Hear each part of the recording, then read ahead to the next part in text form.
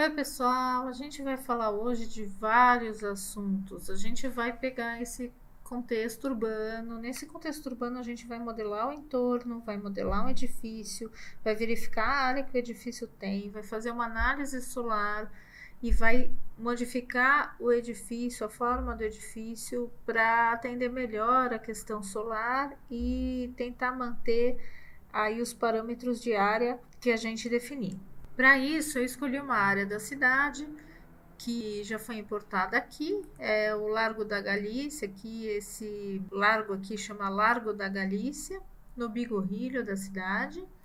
E o que a gente vai fazer, eu já defini a localização e a partir daí então, com o botão direito do mouse, estando em qualquer lugar sem objeto selecionado, com o botão direito do mouse eu posso posicionar o eixo.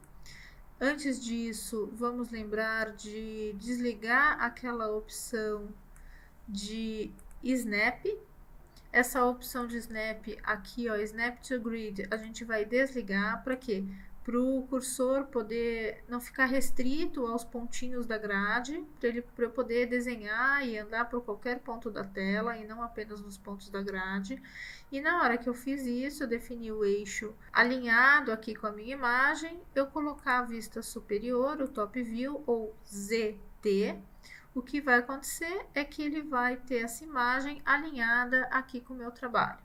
A partir disso, eu posso então construir a volumetria desse meu entorno, do modo bastante básico. Eu vou pegar aqui uma ferramenta aqui de retângulo e vou começar a construir retângulos ao redor dessas minhas residências. Aqui é um entorno todo residencial, mais ou menos de 2 andares de altura cada uma das residências, umas um pouquinho mais, umas um pouquinho menos. Se vocês quiserem, pode detalhar um pouquinho o telhado, mas aqui no caso eu vou fazer apenas o entorno volumétrico para vocês verem. Então eu vou contornar aqui as edificações principais aqui do entorno e o terreno que eu vou utilizar é esse daqui. Então, uma vez que eu tenha desenhado aqui as edificações principais do entorno, eu vou colocar em perspectiva e vou começar a levantar as alturas.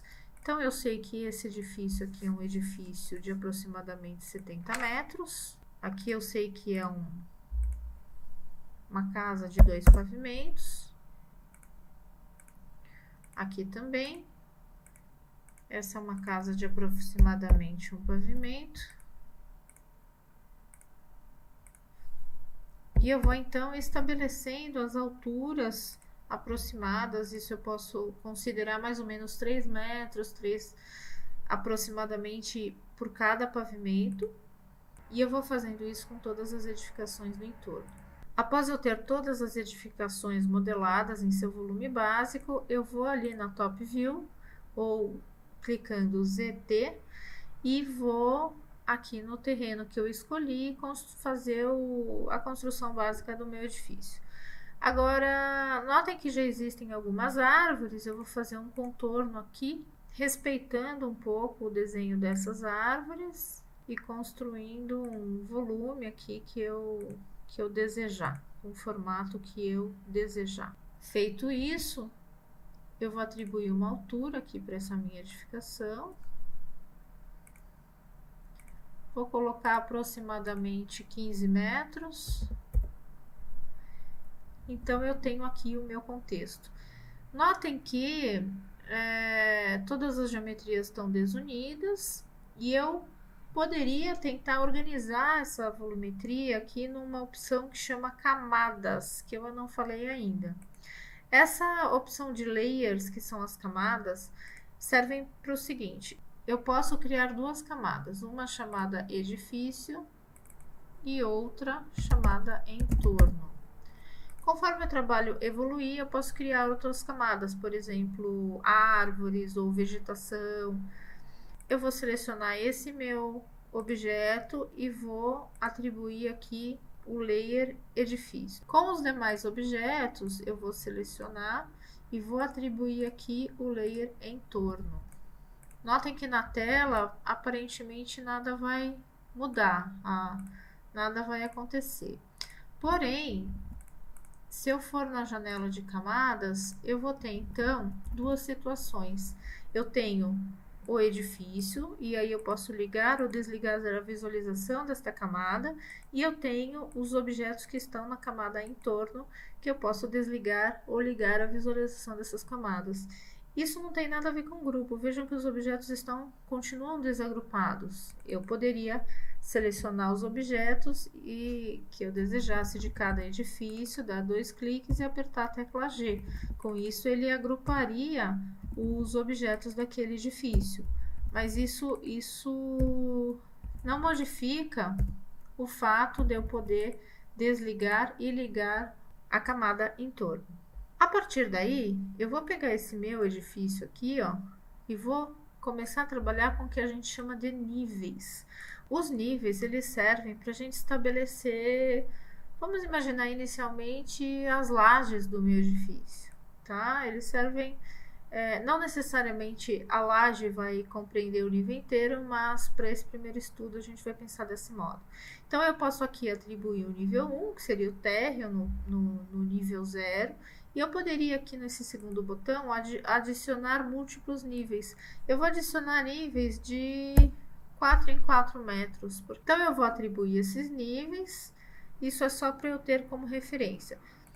Eu selecionando o meu objeto, na barra de propriedades, eu tenho um botãozinho aqui que chama Use Levels, que serve para que esse objeto utilize os níveis que foram atribuídos. Para que isso?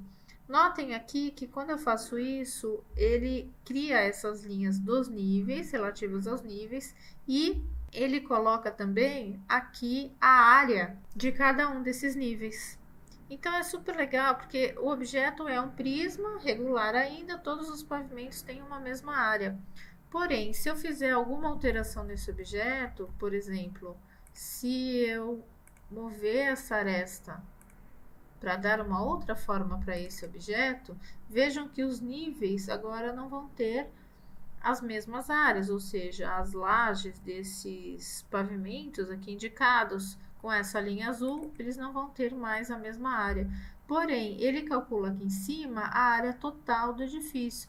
Então, isso é bom porque eu posso modificar a forma do meu edifício. Eventualmente, eu posso criar esse edifício com uma altura maior aqui. Eu poderia desligar e ligar os níveis para que ele atualizasse essas informações.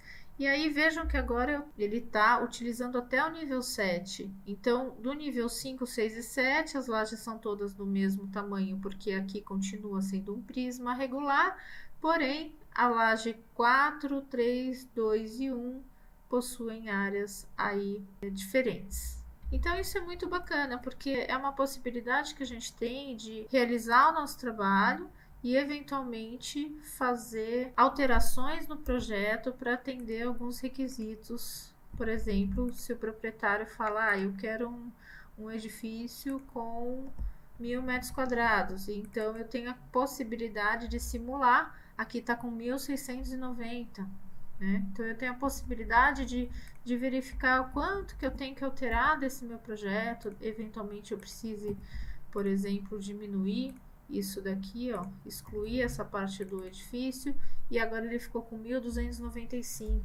Então, é um modo da gente ir criando e, ao mesmo tempo, tendo um controle das variações que isso está impactando aí na questão da área.